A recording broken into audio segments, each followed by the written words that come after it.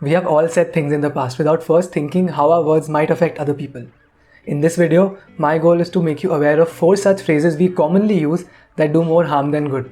I will also try to give you examples on what you can say instead. My name is Yash. My goal is to help you level up in life and become a better version of yourself.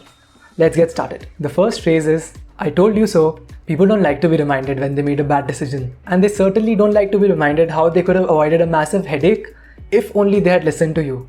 Our job isn't always to make people feel better. Sometimes we just have to make sure we don't make them feel worse. Removing the words I told you so from your vocabulary is one way to do that. Instead, what we should do is let them know that we are sorry for how things turned out. Second on the list is good luck with that. Recently, I applied to my dream college. When I told one of my friends about that, they said in a snarky tone, good luck with that. Saying this was a blow to my confidence.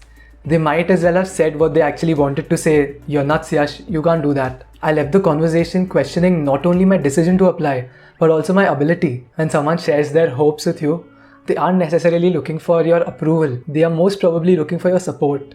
So instead of saying good luck, try saying they'd be lucky to have you, or you have put in the work, or I wish you the best.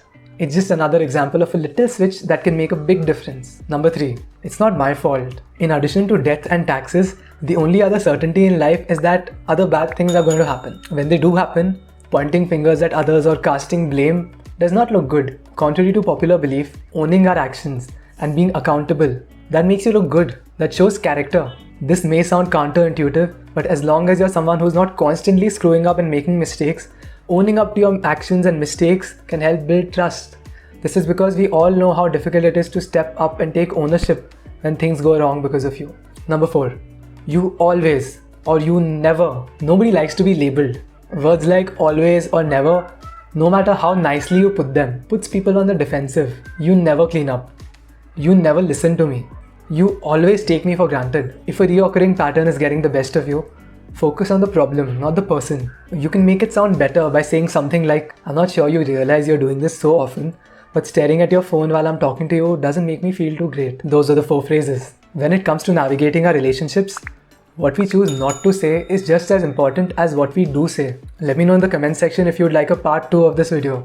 If you enjoyed this video, do hit the like button and subscribe to my channel to join me on this journey of self-improvement.